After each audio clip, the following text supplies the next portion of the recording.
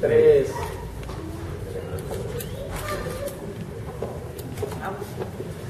Buenos días. Buenos días, bienvenidos al museo, donde les vamos a presentar la historia de nuestro país. De este lado tenemos los facsímiles de la Constitución de 1824, 57 y 17. Iniciamos con los sentimientos de la nación. Por favor. Bienvenidos, soy Soldado Redondo. Vamos a hablar un poco de los sentimientos de la nación. Fue escrito el 14 de septiembre de 1813 en Chilpancingo, Guerrero. Data la autonomía al pueblo de México. Trata lo que querían evitar, la esclavitud y la tortura. En este documento viene un aspecto muy importante, que es el número 1, dice: la religión católica será la única, sin tolerancia a ninguna otra. Recordemos, en esos años éramos católicos desde que nacíamos hasta que moríamos. ¿Sí? Morelos plasmó los sentimientos de la nación, su pensamiento socioliberal y su profundo conocimiento de las necesidades del pueblo de México.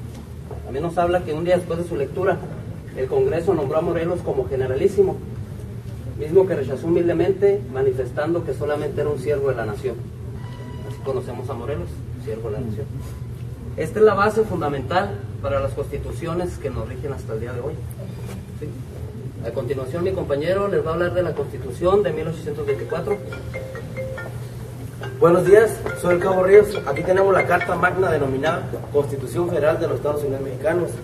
Entró en vigor el 4 de octubre de 1824 durante la presidencia de Guadalupe Victoria y tiene como antecedente Carta Constitutiva.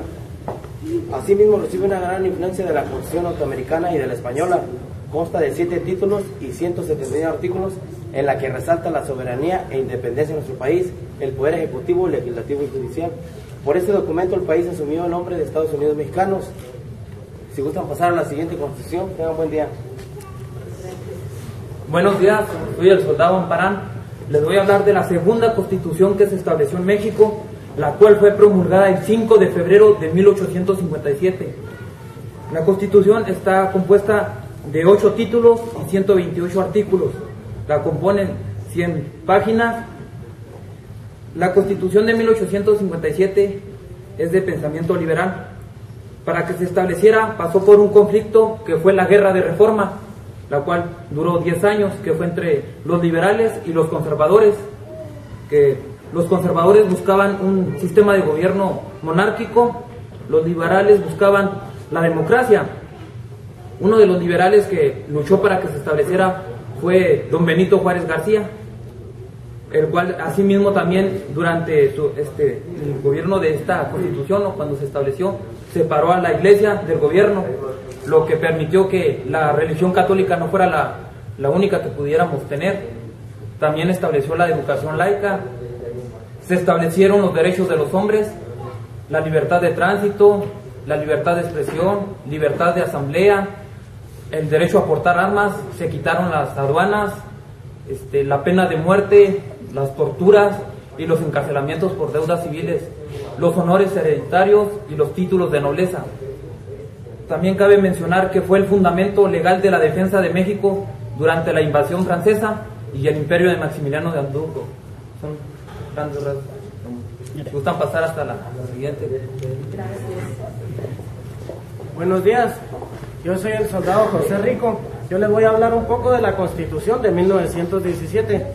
Esta es la actual aquí en nuestro país, es la que nos rige y rige los derechos humanos. Esta fue promulgada el 5 de febrero de 1917.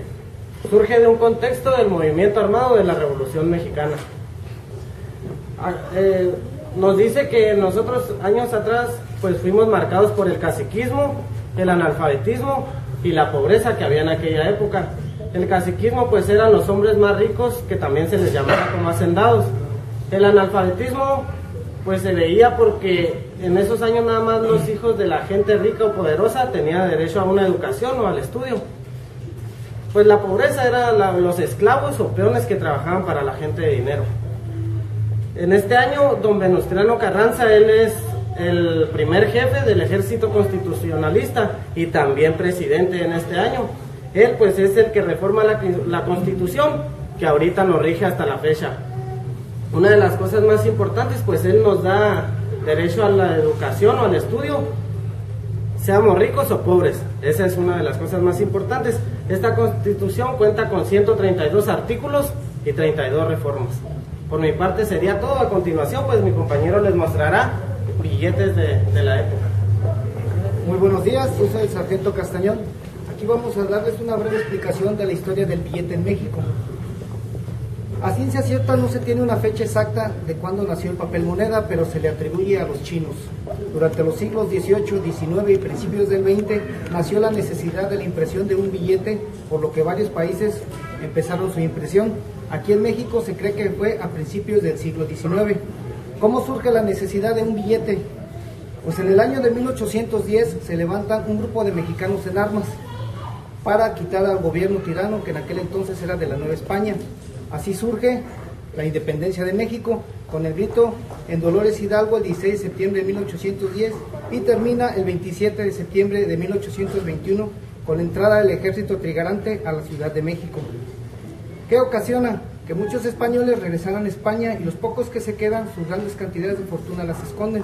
Las minas fueron saqueadas, muchos de los trabajadores mineros se unieron al ejército insurgente. El poco mineral que era sacado durante su traslado a la Ciudad de México era asaltado en el camino, por lo que hubo un déficit y crisis de mineral para la acuñación de nuestra moneda.